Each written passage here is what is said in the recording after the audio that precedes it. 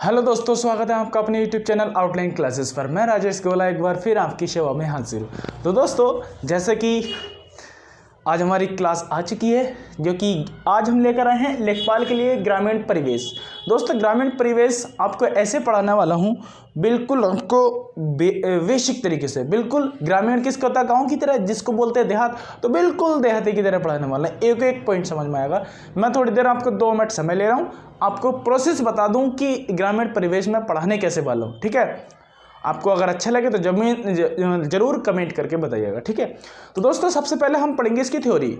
ठीक है, ग्रामीण परिवेश की एक एक टॉपिक करके थ्योरी पढ़ेंगे, फिर मैं इसको इसी पे क्वेश्चन प्रैक्टिस कराऊंगा। ठीक है, इसी के साथ जैसे टॉपिक खत्म होगा, जितने भी उससे क्वेश्चन बनते होंगे, 10 बनो, 20 बनो, 25 बनो, जितने भी ज़्यादा से ज़्यादा क्वेश्चन बन सकेंगे, या जो पुराने हैं प्रीवियस ईयर वाले क्वेश्चन हैं, उनकी प्रैक्टिस कराने वाला हूँ इसी के साथ। ठीक है, जैसे टॉपिक खत्म होगा, अगली क्लास में उसके क्वेश्चन प्रैक्टिस। दोस्तों, हर एक टॉपिक को बिल्कुल आपको डीप तक लेके जाऊंगा। इतना डीप नहीं लेके जाऊंगा कि आप डीप में पहुंच जाओ, है ना। मतलब जितना ज़रूरी है हमारे एग्ज़ाम के लिए, इतना ही मैं पढ़ाने वाला हूँ। क्योंकि जो पीछे पूछा गया है, जो पिछले चकवंदी लेखपाल का राजस्व लेखपाल का पेपर हुआ था या वीडियो हुआ था, जिसमें भी जो क्वेश्चन पूछे गए उनसे रिलेटेड जो डाटा पीछे पूछा गया है उससे संबंधित, और अब जो डाटा है, सपोज करो 2015-16 में राजस्व लेखपाल आया था, उसमें जो क्वेश्चन पूछे गए थे, उसी डाटा पर जो 2022-21 में क्वेश्चन बनने वाले, उसको मैं आपके साथ डिस्कस करूंगा। ठीक है, तो दोस्तों बने रहिएगा लास्ट तक। आपके एक सेकंड दोस्तों, मैं जरा इंक ठीक कर दूं।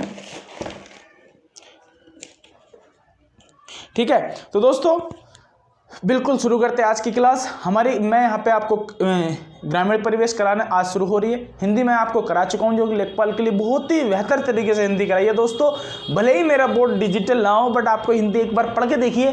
अभी जो लास्ट क्लास हुई है, क्लास नंबर 26, उसमें मैंने आपको पढ़ाया है वाक्य। आपने साधारण वाक्य, जो भी इसको देख रहे हैं, आपने ज़िंदगी में इतनी चीज़ें नहीं पढ़ी होंगी। मैं आपको आत्मविश्वास, मतलब ओवर कॉन्फिडेंस नहीं है, एक कॉन्फिडेंस के साथ कह रहा हूँ कि आप उसको देखिए एक बार। 2 ही कराए हैं, साधारण वाक्य और संयुक्त वाक्य। आप साधारण वाक्य देखिए, आपको आते हैं ना, आप साधारण वाक्य उसमें छाट के दिखाइए। आपको मैंने इस तरीके से पढ़ाया है। ठीक है, तो आप देख सकते हैं इसको। तो दोस्तों, आज की क्लास शुरू करते हैं किसकी, ग्रामीण परिवेश की। जैसे मैंने आपको बताना था कि कैसे पढ़ाना है, कैसे नहीं पढ़ाना है, वो आपको बता दिया है। पहले थ्योरी, फिर क्वेश्चन प्रैक्टिस। ठीक है, बहुत नज़दीक समय आने वाला। इसका 25 नंबर का पोर्शन रहने वाला है ये, और 25 नंबर का पोर्शन है, 25 क्वेश्चन है। आपको कम से कम 20 प्लस मान के चलना है इसमें। 25 नहीं कहता मैं, क्योंकि 25 में से 25 नहीं आ सकते हैं, बट शायद इतनी आसान नहीं है, बट 20 के आसपास हम जरूर खींचेंगे। देखते रहना आप। ठीक है, तो दोस्तों क्लास शुरू करने से पहले हम अपने देश के जो वीर जवान हैं, एक बार उनके लिए दिल से सलाम, दिल से सैल्यूट, जय हिंद, जय भारत। ठीक है, तो दोस्तों पहले मैं बता दूं आपको, जो सिटी से हैं, मतलब जो नगरीय क्षेत्र से हैं और जो देहात क्षेत्र से हैं, गाँव से, तो दोस्तों आप थोड़ी देर, आपने जैसे मैं पढ़ाऊँ ना, आप फील करना कि मैं गाँव वाला हूँ, है ना। मैं लेखपाल बन चुका हूँ और मैं गाँव में जा रहा हूँ और मैं लोगों से बात कर रहा हूँ। इस तरीके से फील करना, आपको बड़ा ही मजा आने वाला लेखपाल का पढ़। ठीक है, तो दोस्तों सबसे पहले टॉपिक शुरू करते हैं आज। दोस्तों पहले तो मैं आपको ये बताऊंगा कि मुझको पढ़ाना क्या क्या है ना। सबसे पहले मैं आपको बता रहा हूँ कि मुझे पढ़ाने क्या क्या टॉपिक है आपको ग्रामीण परिवेश में। पहली क्लास है, देखते रहिएगा, बने रहिएगा। अगर अच्छी लगे तो प्लीज़ इसको शेयर कीजिएगा, सपोर्ट कीजिएगा अपने भाई का। ठीक है, चलो दोस्तों, सबसे पहले मैं आपसे बात करूँगा सबसे पहले मैं क्या बात करने वाला हूं। सबसे पहले देखो, इसमें पढ़ेंगे हम ग्राम्य समाज। देखो हम पढ़ेंगे पहले ग्राम्य समाज, ये इसी को बोलते हैं हम ग्राम्य को ग्रामीण ही बोलते हैं। तो ग्राम्य विकास भारतीय संदर्भ में। ठीक है, तो क्या पढ़ेंगे हम सबसे पहले, ग्राम्य विकास, वो भी किसके संदर्भ में, भारतीय संदर्भ में। ठीक है दोस्तों, तो सबसे पहला टॉपिक हमारा ये रहने वाला है, ग्राम्य विकास भारतीय संदर्भ में, इसको पढ़ेंगे। अब जो दूसरा टॉपिक पढ़ेंगे हम, वो क्या रहने वाला है, वो रहने वाला दोस्तों ग्राम्य विकास कार्यक्रम। अब ये क्या है मैं आपको बताऊंगा। ग्राम्य विकास, मेरे साथ आप नोट करते चलना, इसको मेरे साथ साथ इसको नोट डाउन करते चलना, नोट्स बनाते चलना। ठीक है, जब पेपर हो जाए तो आप उसको मैच करना कितना इसमें से है। दोस्तों उम्मीद करता हूँ बहुत अच्छे से, जितने मुझसे हो सकेगा उससे ज़्यादा अच्छे से आपको पढ़ाऊंगा। ठीक है, तो पहला टॉपिक ग्राम्य विकास भारतीय संदर्भ में, दूसरा ग्राम्य विकास कार्यक्रम। इसमें क्या पढ़ेंगे हम, इसमें जो योजनाएं वगैरह, सबसे मेन चीज टॉपिक है जो योजनाएं हैं कृषि से संबंधित, ग्राम से संबंधित, उन योजनाओं को पढ़ने वाले हैं। तीसरा पढ़ेंगे हम ग्राम विकास योजना एवं प्रबंधन, ग्राम्य विकास योजनाएं एवं प्रबंधन, ये पढ़ने वाले हैं। चौथा टॉपिक जो रहने वाला है आपका, इसमें पढ़ेंगे जो ग्राम्य विकास योजनाएं थी जो आई हैं उनका प्रबंधन कैसे किया जाता है, ये चीज पढ़ने वाले हैं। चौथा पढ़ेंगे हम ग्राम्य विकास शोध प्रणाली, ग्राम्य विकास शोध प्रणाली, ठीक है, ग्राम्य विकास शोध प्रणाली पढ़ने वाले हैं।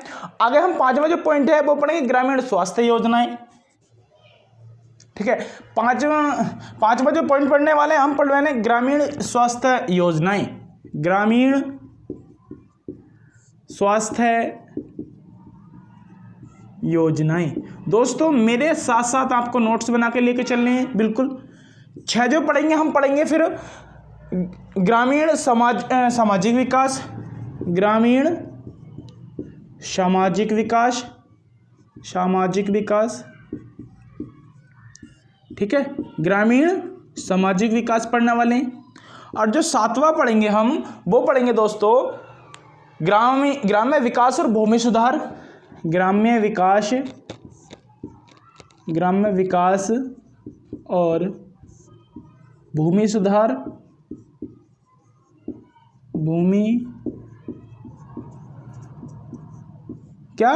ग्राम्य विकास और भूमि सुधार। 8वां जो टॉपिक पढ़ने वाले हम पढ़ने वाले हैं त्रिस्तरीय पंचायती राज व्यवस्था, बहुत ही मेन टॉपिक है, बहुत अच्छा। त्रिस्तरीय पंचायती राज व्यवस्था ये पढ़ने वाले हैं हम। अब जो 9वां पढ़ने वाले हैं दोस्तों वो पढ़ने वाले हम केंद्र व राज्य सरकारी की, केंद्र व राज्य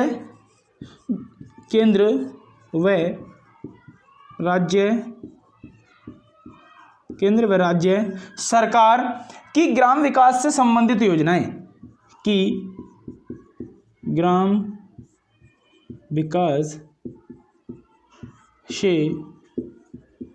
संबंधित योजनाएं, ठीक है। क्या है दोस्तों ये। अब यह हमें 9 टॉपिक पढ़ने हैं।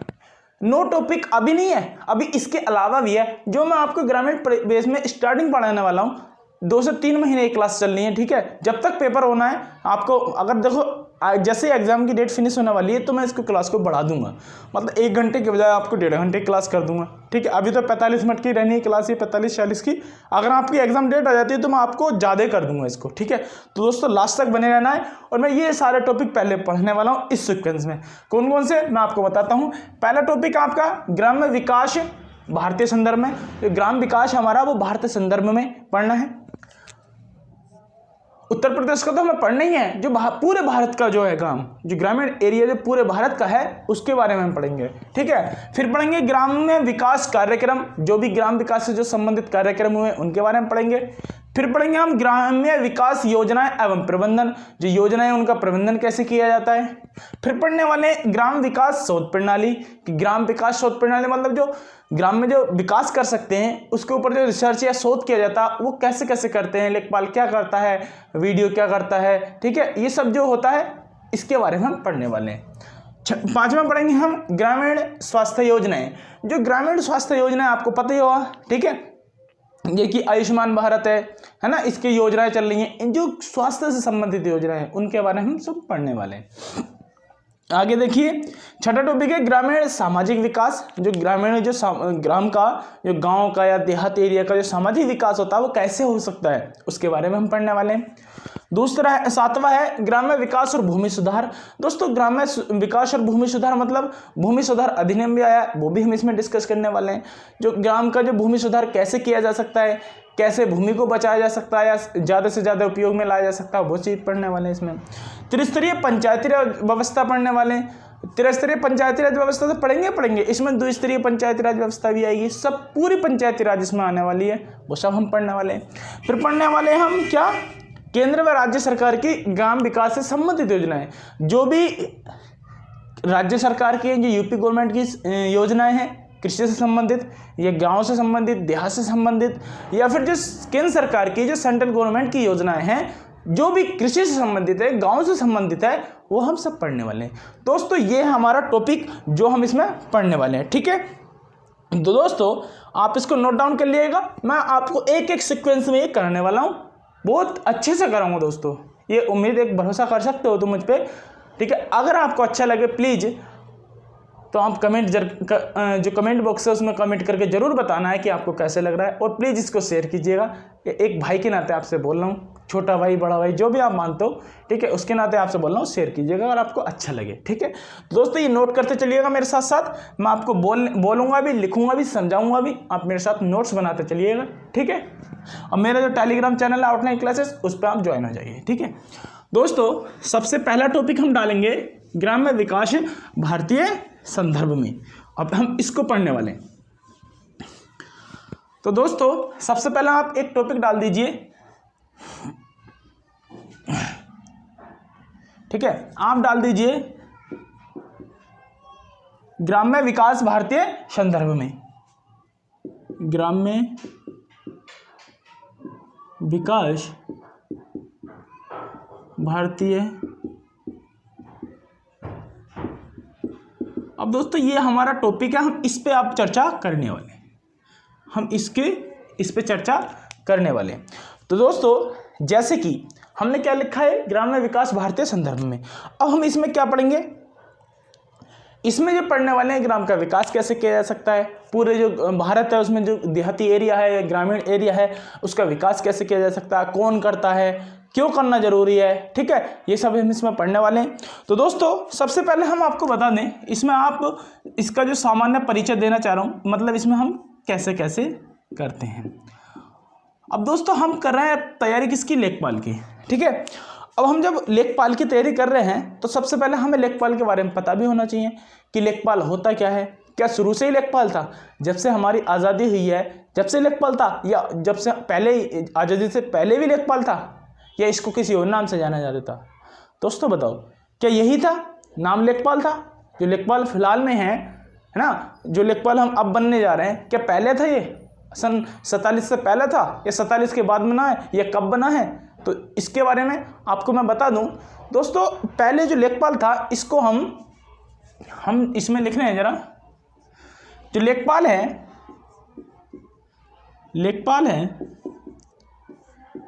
क्या ये पहले भी यही था नाम था, क्या पहले भी लेखपाल कहते थे, नहीं दोस्तों, इसको जो है लेखपाल अभी नहीं कहा गया है। लेखपाल 1952 के बाद जब चौधरी चरण सिंह की सरकार थी, 1952 में जब चौधरी चरण सिंह की सरकार थी, तो वहाँ पे उस समय एक पद हुआ करता था पटवारी, है ना।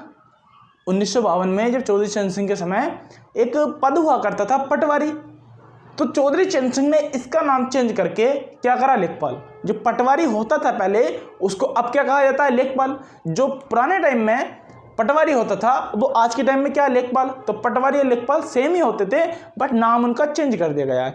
अब दोस्तों कुछ राज्य ऐसे भी हैं जिसमें आज भी पटवारी के नाम से जाना जाता है, जैसे आपका जो हमारा जो राजस्थान है, हमारा राजस्थान, उसमें आज भी पटवारी के नाम से जाना जाता है। जो एग्ज़ाम होता है ना, जैसे हमारे यहाँ लेखपाल का एग्ज़ाम हो रहा है ना, तो वहाँ पे जो होता है पटवार का एग्ज़ाम होता है, अच्छा खासा बहुत बड़ा एग्ज़ाम होता है, सबसे अच्छा मानते हैं राजस्थान वाले पटवार का एग्ज़ाम, है ना। तो राजस्थान में आज भी पटवार के नाम से जाना जाता है, बट हमारे यहाँ इसको किस नाम से जाना गया है, लेखपाल के नाम से। तो दोस्तों तो इसमें लिख सकते हैं, ये बोल सकते हैं हम, सन 1952 में चौधरी चरण सिंह 1952 में चौधरी चरण सिंह द्वारा पटवारी की जगह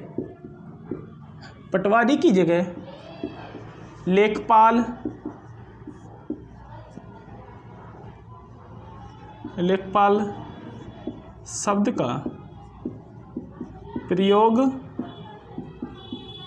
किया गया, है ना दोस्तों। तो जो 1952 में चौधरी चरण सिंह के द्वारा पटवारी की जगह लेखपाल शब्द का यूज किया गया। ठीक है, क्या किया गया, लेखपाल शब्द का यूज किया गया। अगर दोस्तों मैं बात करूं, ये तो हमने क्या बात की, लेखपाल की, लेखपाल कर मतलब कब से बना, तो आप कब से कह सकते हो, 1952 से, है ना। कब से कह सकते हो दोस्तों, 1952 से कह सकते हो कि लेखपाल 1952 से बना।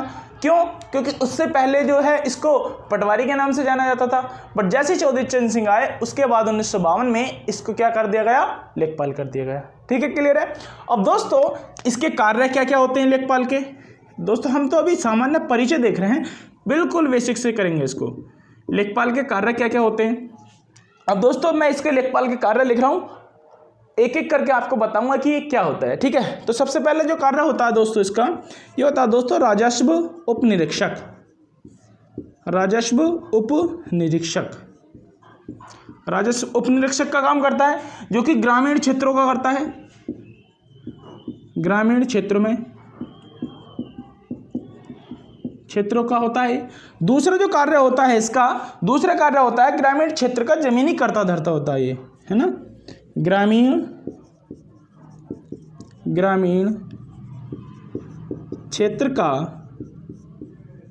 जमीनी कर्ता धर्ता होता है।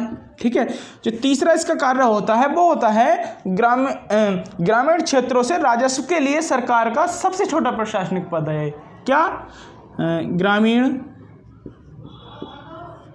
क्षेत्रों से राजस्व के लिए सरकार का सबसे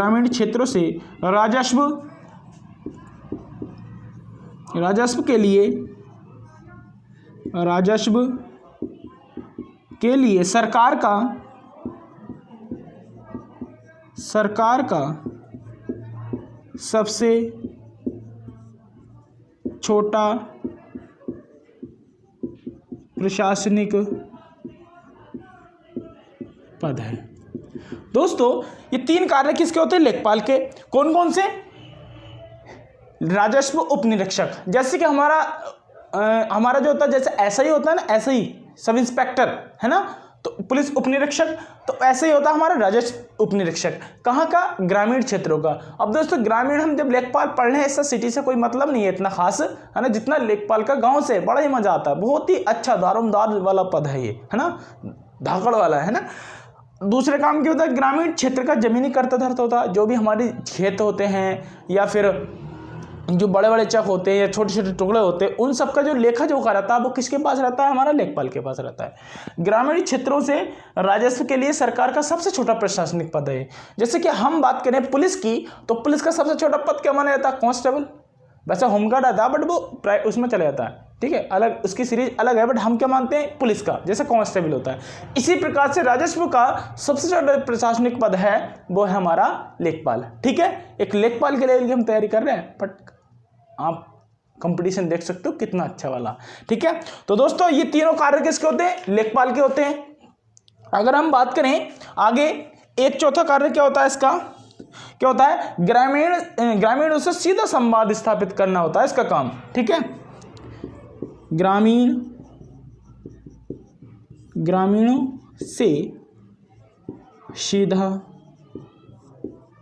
संवाद करने वाला सरकार का नुमाइंदा। क्या है दोस्तों, जो ग्रामीणों से सीधा जो संबंध रखता है वो कौन रखता है, लेखपाल। अब इससे छोटा पद क्या होता है, इससे छोटा पद आपने देखा होगा गांव में, एक होता अमीन, आपने सुना होगा, अमीन जब आते हैं, जो आपसे जो आपकी नहर निकलती हैं खेतों पे, उनका जो कर वसूलना आते हैं, टैक्स वसूलना आते हैं, उनको कहते हैं अमीन। बट वो किसके अंदर में होता है, लेखपाल के अंदर में होता है। लेखपाल उनसे कर वसूलवाते हैं, बट जो ग्रामीणों से सीधा संबंध कौन करता है भैया, वो करता है हमारा लेखपाल। क्लियर है, चारों कार्य आपको समझ में आ गए। अगर हम बात करें आगे, ठीक है, आगे थोड़ा सा बात करें, इसे रफ करना है, आप मेरे साथ साथ नोट करते चलिएगा। ठीक है,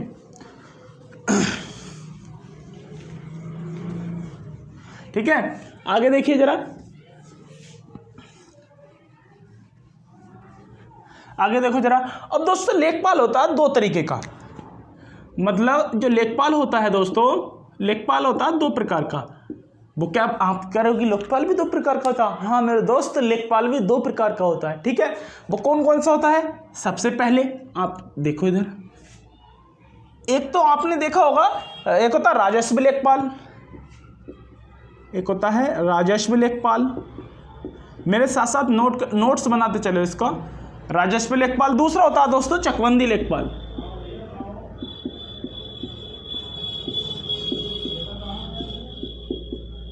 ठीक है, दूसरा क्या होता है? चकबंदी लेखपाल। पहला होता है राजस्व लेखपाल, दूसरा क्या होता है? चकबंदी लेखपाल। 2 प्रकार के लेखपाल होते हैं। अब क्या है राजस्व लेखपाल, क्या है चकबंदी लेखपाल? क्या है दोस्तों? जो चकबंदी लेखपाल होता है, जो हमारा चक पे काम करता है ना, जो खेत खेत जाकर काम करता है, उसको राजस्व से मतलब नहीं होता। क्या होता है? वो चकों की देखावाली कर, मतलब देखावाली नहीं, लेखा जोखा रखता है। राजस्व से होता है वो राजस्व का इकट्ठा करता है, जो टैक्स हमसे वसूला जाता है, ज़मीनों का या नहरों का, जो भी हमारे सरकारी ट्यूबवेल होते हैं, है ना, उनसे जो कर वसूलते हैं, वो कौन वसूलते हैं? राजस्व लेखपाल वसूलते हैं। बट जो चकों का जो लेखा जोखा, जैसे तुमने देखा होगा किसी आदमी के पास 2 चक हैं, मतलब 3 चक हैं। अब चकबंदी होती थी, तो चकबंदी होती थी, उसमें क्या होता था, आदमी 3 खेतों पर जाने के लिए वो बहुत टाइम लगता था। मान लो 2 बीघे यहाँ है, ये 2 बीघा, 3 बीघे यहाँ है, 5 बीघे यहाँ है, 2, 3, 5, 10 बीघे जमीन है, बेचारे को 3 जगह जाना पड़ रहा है। चकबंदी क्या होती थी? जो चकबंदी लेखपाल कराता है वो क्या करता था, इनको 1 चक में बनवाता था। इनकी जो होती थी पैसे की, जो ज़मीन का जो क्वालिटी देखते थे, उसके अनुसार हम पैसे रखते थे। कैसे कि 10 पैसे वाली ज़मीन है, ये 1 रुपये वाली ज़मीन है, ये 20 पैसे वाली ज़मीन है। इस तरीके से इनका बंटवारा होता था। जैसे सपोज करो मैं अपने खेत की बात करूं, है ना, जो हमारा खेत है वो 3 जगह थे पहले। जब हम छोटे थे, हमारे सामने चकबंदी हो चुकी है, 3 खेत थे। एक तो छोटा था, फिर दूसरा था, तीनों छोटे छोटे थे। हमें बहुत परेशानी होती थी कि थोड़ा सा काम है तो उस खेत पे जाना है, फिर दूसरे काम के लिए उस खेत पे जाना है, तीसरे काम के लिए उस खेत पे जाना है। जब चकबंदी हुई, हमने लेखपाल से बात की, उन्होंने कहा हमसे कि भैया ये वाली जो ज़मीन है तुम्हारी, वो 10 पैसे में है, ये 20 पैसे में है, ये 1 रुपये में है। जो जिसकी उपयोगिता थी, जैसे किसी की कोई ज़मीन, किसी के खेत गाँव के पास है तो उसको ज़्यादा कीमत मिलती थी, है ना। सपोज करो जो किसी की भूड़ है, रेत है, जिसमें खेती कम होती है, हो नहीं पाती अच्छे से, पानी खुशक हो जाता है एकदम, तो उसकी कीमत होती है 1 लाख रुपए पर बीघा, है ना। बट जो गांव के पास है, दोमट मिट्टी की खेती है, उसकी रख देते 2 लाख रुपए। तो वो कितनी होगी? 10 पैसे। वो कितनी होगी? 20 पैसे। ऐसे ज़मीन का क्वालिटी देखी जाती थी। ठीक है, समझ गए हो जो मैं समझाना चाह रहा हूँ? जो मतलब इसको उपयोगिता, मतलब जो उसकी उर्वरा शक्ति है, उसके अनुसार उसकी कीमत रखी जाती थी। वो कैसे? 10 पैसे, 20 पैसे, 50 पैसे, 1 रुपये वाली की थी। तो दोस्तों हमारे गाँव के पास आधे बीघे ज़मीन थी। ये रियल एग्जाम्पल है मेरा। एक छोटा सा चक था, आधे बीघे बोल सकते हैं, 10 बीघे। तो उसके बदले में हमको उसने 1.5 बीघे ज़मीन दी थी। जो हमने गाँव के पास वाली थी वो 1 रुपये पैसे की ज़मीन थी, है ना, 1 रुपये की ज़मीन थी, 1 रुपये वाली। जो हमने जो ली थी, दूसरा चक बनवाया था, वहाँ कितनी थी? वहाँ 60 पैसे, 45 पैसे वाली ज़मीन थी। तो हमें वहाँ तिगनी ज़मीन मिली थी। इस तरीके से होता था चकबंदी का फ़ायदा। समझ में आ गया? तो दोस्तों 2 तरीके के लेखपाल होते हैं, चकबंदी लेखपाल और राजस्व लेखपाल। अब दोस्तों राजस्व लेखपाल जो होता है सबसे छोटा पद होता है। राजस्व लेखपाल जो होता है वो सबसे छोटा पद होता है। इससे ऊपर अगर हम बात करूं तो आता है दोस्तों कानून गो, है ना, कानून गो। ठीक, कानून गो।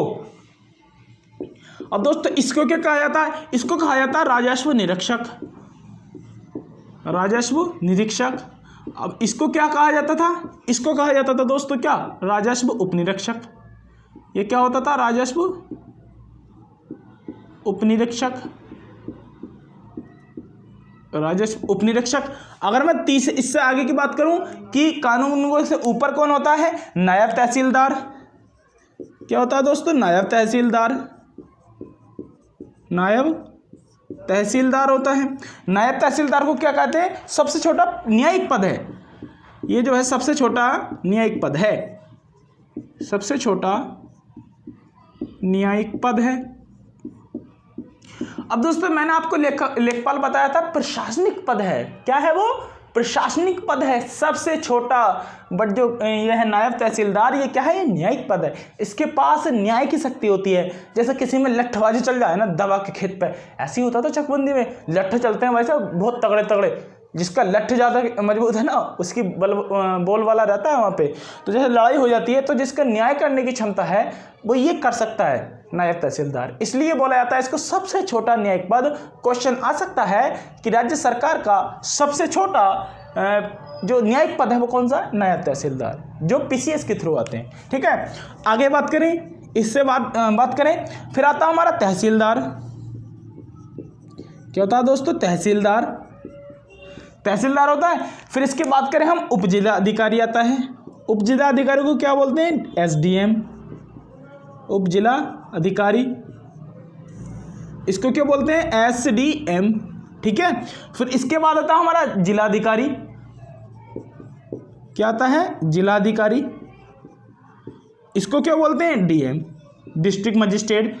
ये ठीक है, ये था हमारा लेखपाल का, किसका, राजस्व लेखपाल का पदक्रम। कि सबसे छोटा राजस्व लेखपाल, जिसको राजस्व उपनिरीक्षक बोलते हैं। फिर इससे बड़ा होता है कानूनगो, जिसको राजस्व निरीक्षक बोलते हैं। जैसा हमारा एसआई होता है, और फिर होता है सब इंस्पेक्टर, फिर होता है इंस्पेक्टर। ऐसे इनमें होता है राजस्व उपनिरीक्षक, राजस्व सब इंस्पेक्टर, राजस्व निरीक्षक, राजस्व इंस्पेक्टर। फिर उससे बड़ा होता है नायब तहसीलदार, फिर इससे बड़ा होता है तहसीलदार, फिर होता है उपजिलाधिकारी, फिर होता है जिलाधिकारी। ये तो थे क्या हमारे राजस्व लेखपाल के पदक्रम। ठीक है, अब बात करें चकबंदी लेखपाल की। तो चकबंदी लेखपाल में सबसे छोटा चकबंदी लेखपाल, इसको कहते हैं चकबंदी उपनिरीक्षक। इसको क्या कहते हैं, चकबंदी उपनिरीक्षक। फिर इसके बाद क्या होता है, चकबंदी कानूनगो, इसको क्या कहते हैं, चकबंदी कानूनगो। फिर इसके बाद आता है सहायक चकबंदी अधिकारी। इसके बाद क्या आता है, सहायक चकबंदी अधिकारी, चकबंदी अधिकारी। इसको क्या बोलते हैं, इसको बोलते हैं एसीओ। ठीक है, फिर इसके बाद आता है हमारा चकबंदी अधिकारी, चकबंदी अधिकारी, इसको बोलते हैं सीओ। इसको क्या बोलते हैं, सीओ। फिर आता है हमारा बंदोबस्त चकबंदी अधिकारी, बंदोबस्त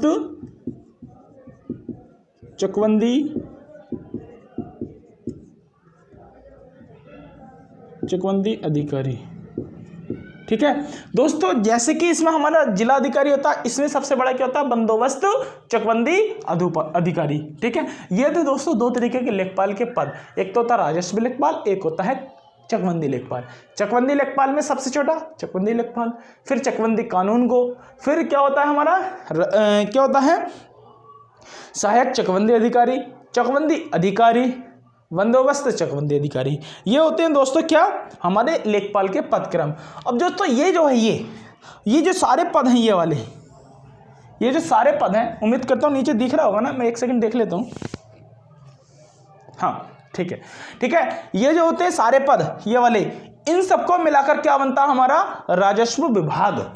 इन सबको मिलाकर क्या बनता है, राजस्व विभाग,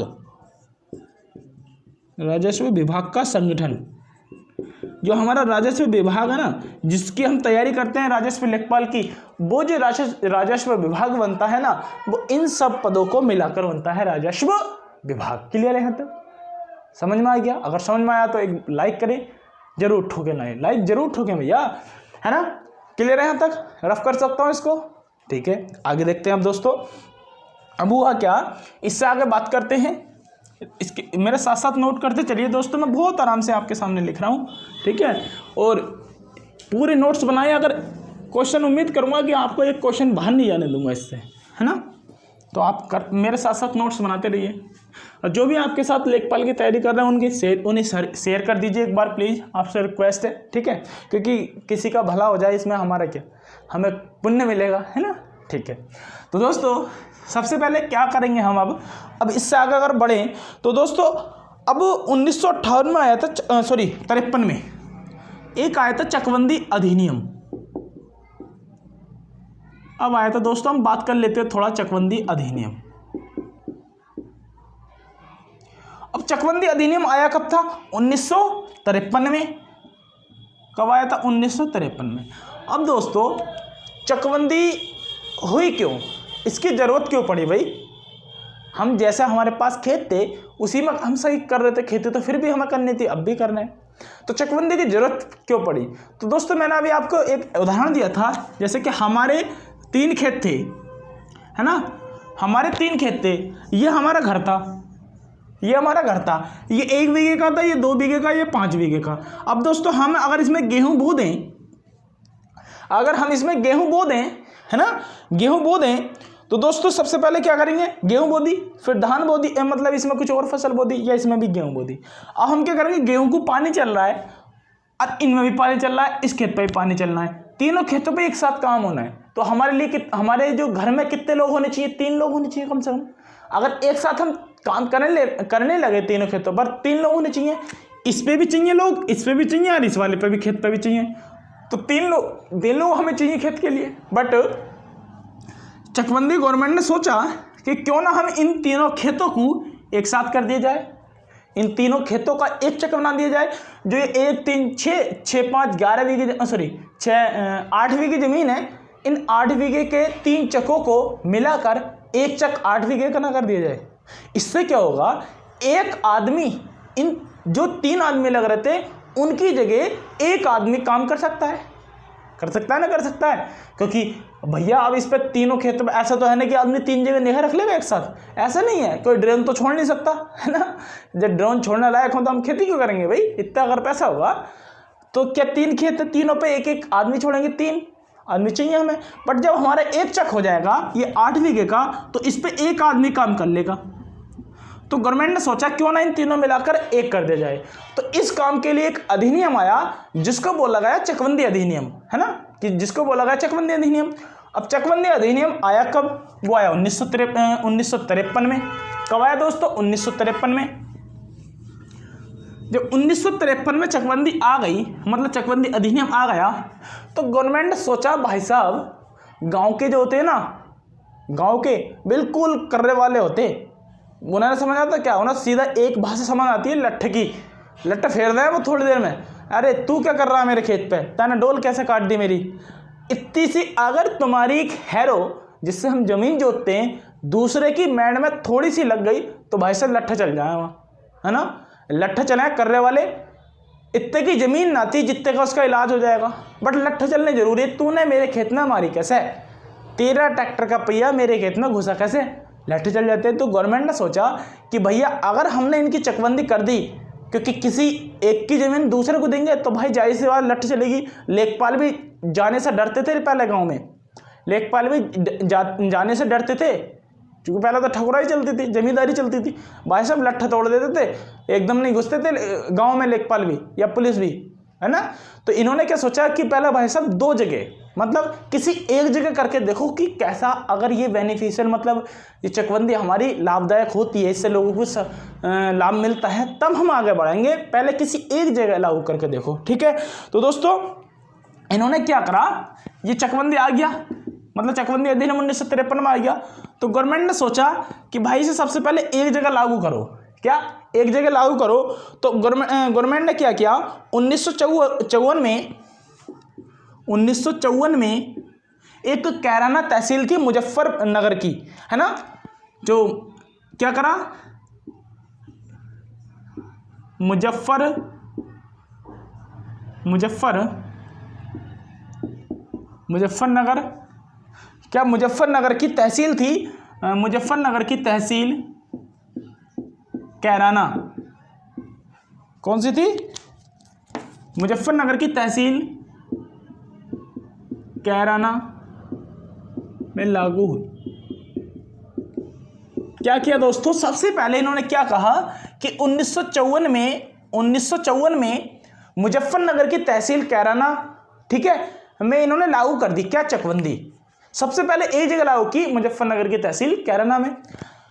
इन्होंने देखा भाई साहब किसान तो बहुत खुश हो गए, हमारे 3 चक एक जगह हो गए, तो किसान तो भाई साहब खुश हो गए। जब गवर्नमेंट को ये पता चला कि भाई साहब किसान बहुत खुश हैं इस चीज़ से जो हमने कर दिया, उनके जो 3 टुकड़े थे छोटे छोटे, एक जगह कर दिए। रियल बात है, हमारी भी 3 टुकड़े थे, हमारे एक जगह हो गए, हम भी बहुत खुश। भाई साहब एक जना काम करा सकता है अब एक खेत पे, जब 3 जने चाहिए थे, पापा हम भाई सब लग जाते थे, बट अब एक जना आदमी काम कर सकता है, तो लोग बहुत खुश हुए। तो इन्होंने बोला कि एक जगह और लागू करके देखो, कभी सालों लट्ठा चल जाए, है ना, सॉरी, है ना, कभी लट्ठा चल जाए, एक जगह और लागू करके देखो। तो फिर 1954 में ही फिर दोबारा से उसी साल इन्होंने क्या करा, जो मुसाफिर खाना सुल्तानपुर का, ठीक है, मुसाफिर खाना है सुल्तानपुर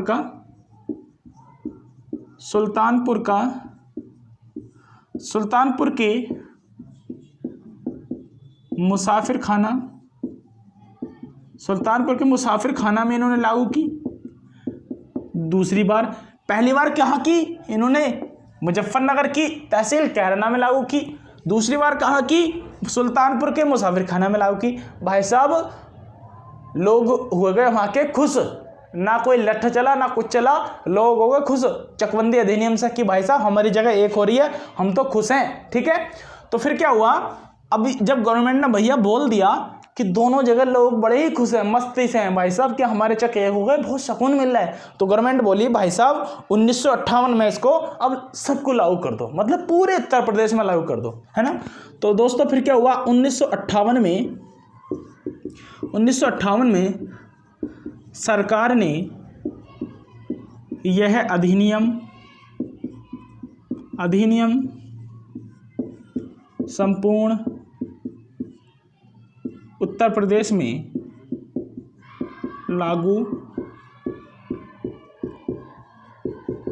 क्या हुआ दोस्तों, जब खुश हो गए ना लोग, तो 1958 में सरकार ने यह अधिनियम संपूर्ण उत्तर प्रदेश में लागू कर दिया, मतलब पूरे उत्तर प्रदेश में लागू कर दिया।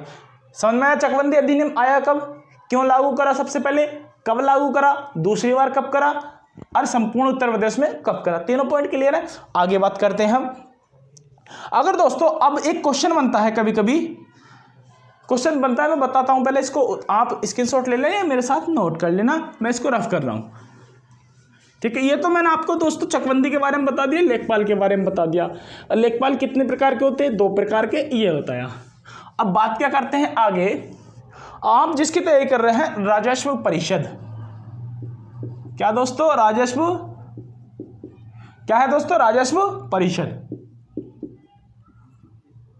अब दोस्तों राजस्व परिषद क्या होती है, अब इसके बारे में बात करेंगे, ठीक है।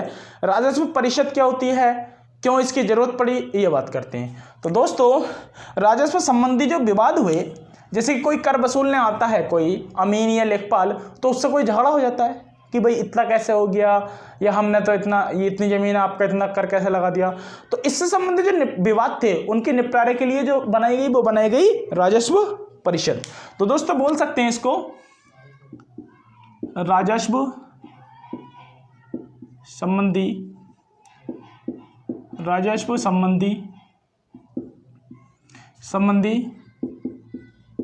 विवाद, राजस्व संबंधी विवाद निपटारे की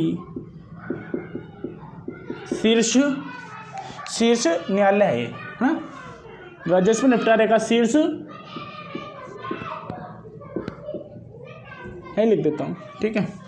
राजस्व निपटारे का शीर्ष मतलब जो राज्य का न्यायालय है, मतलब राजस्व परिषद जो है, जो राजस्व संबंधी विवाद होते हैं उनको निपटाने के लिए शीर्ष न्यायालय क्या है, राजस्व परिषद। अब बात करें उत्तर प्रदेश में, अब यह भी पता होना चाहिए ना कि उत्तर प्रदेश में कितनी राजस्व परिषद है, टोटल हमें पता होना चाहिए ना। तो दोस्तों उत्तर प्रदेश में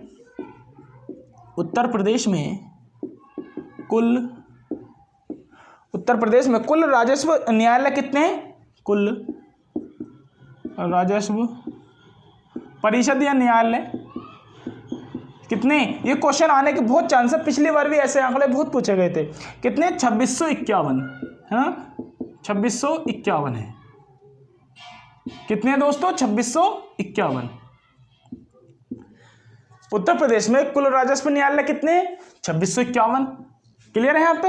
अगर हम बात करें राजस्व परिषद की, है ना, राजस्व परिषद की, तो दोस्तों राजस्व परिषद के दो मुख्यालय हैं, है ना। अगर मैं बात करूं, आपसे क्वेश्चन पूछूं कि राजस्व परिषद का मुख्यालय कहाँ है, हेड ऑफिस जो है वो दो मुख्यालय हैं। दो कैसे, एक तो प्रशासनिक मुख्यालय और एक है न्यायिक मुख्यालय।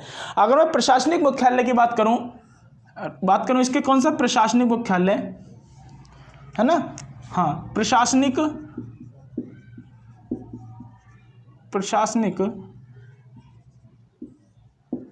मुख्यालय कहाँ पे है भाई साहब, ये है हमारा लखनऊ।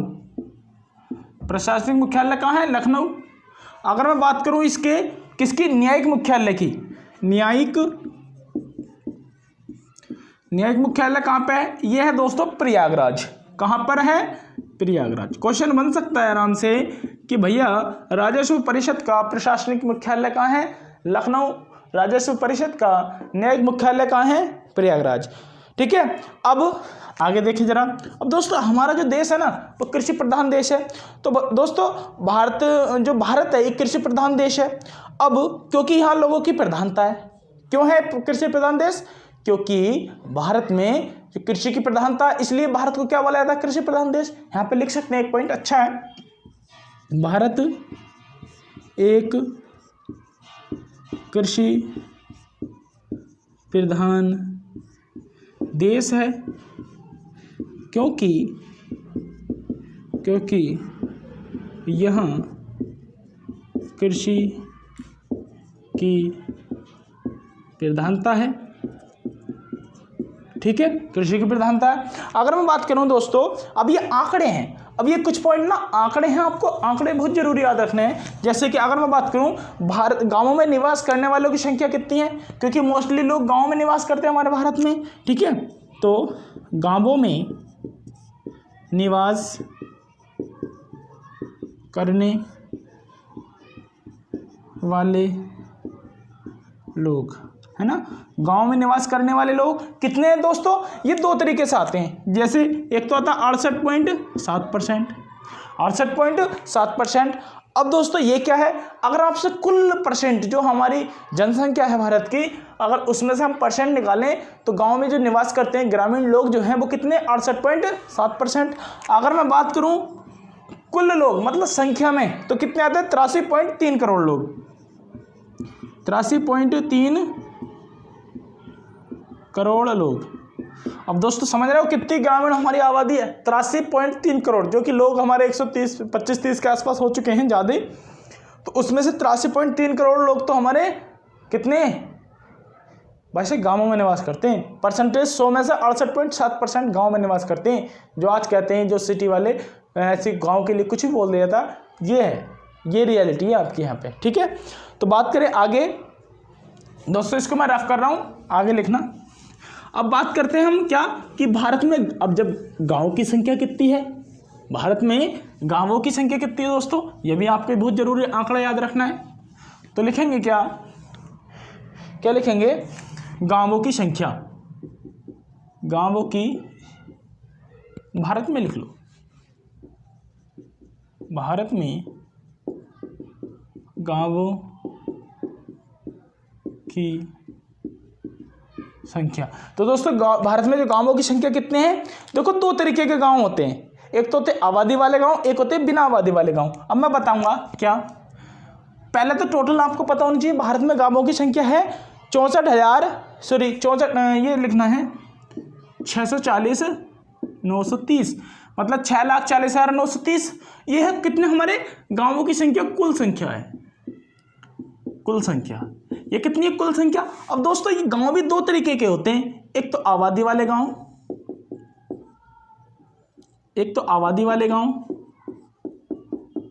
और एक होते हैं बिना आबादी वाले गांव। मैं बताऊंगा कौन कौन से होते हैं बिना आबादी वाले गांव। अब ये कितने हैं और ये कितने हैं, इनको ध्यान रखना है। ठीक है, तो आबादी वाले गांव जो है हमारे वो हैं कितने, 597,464। कितने दोस्तों, 597,464, मतलब 5,97,464 गाँव कितने हैं, बिना आबादी वाले गाँव। और जो आबादी वाले गाँव और बिना आबादी वाले गाँव हमारे पास 43,466। अब दोस्तों आपको याद रखना है, अगर आपसे क्वेश्चन पूछा जाता है आबादी वाले गांव कौन से, 5,97,464। बिना आबादी वाले गांव कौन से, 4,03,466, सॉरी 43,466 ये है। ठीक है, आगे बात करते हैं। अब क्या है दोस्तों, अभी मैं आपको एक चीज़ बताऊं कि कभी ना कभी हर एक एग्जाम में पूछा जाता है, एक महत्वपूर्ण तथ्य होते हैं, है ना, जिसके हम फिजिक्स पढ़ें, केमिस्ट्री पढ़ें, बायो पढ़ें, हर किसी में कथन आते हैं। तो इसी प्रकार कुछ लोगों ने ग्रामीण जो लोग हैं, या ग्राम हमारा विकास है, ग्रामीण क्षेत्र है, उसके बारे में कुछ ना कुछ कहा है, तो उसमें बात करेंगे। ठीक है, तो दोस्तों सबसे पहले एक पॉइंट डालिएगा आप, क्या, गांव या परिवार एक सामाजिक इकाई है ना। गांव, पॉइंट ऐसे याद रखिएगा इसको, गांव या परिवार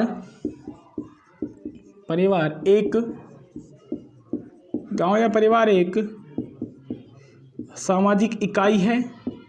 ये क्या है दोस्तों, ये एक सर्वविदित तथ्य है, मतलब ये यूनिवर्सल फैक्ट है, सर्वविदित तथ्य है। ठीक है, ये दोस्तों कुछ तथ्य हैं जो पूछे जा सकते हैं क्वेश्चन, है ना। तो क्या है, एक गांव या परिवार एक सामाजिक इकाई है। दूसरा, मनुष्य एक सामाजिक प्राणी है। मनुष्य एक सामाजिक प्राणी है। किसने कहा ये कहा है अरस्तु ने। किसने कहा ये, अरस्तु ने। दूसरा पॉइंट लिखिए, फैक्ट, क्या भारत गांवों में निवास करता है। भारत गांवों में निवास करता है। ये किसने कहा है, ये भैया कहा है महात्मा गांधी जी ने, महात्मा गांधी ने। ठीक है, तीसरा चौथा फैक्ट क्या है, ठीक है, आप किसी राष्ट्र की, है ना, आप किसी राष्ट्र की महिलाओं को देखकर उस राष्ट्र की स्थिति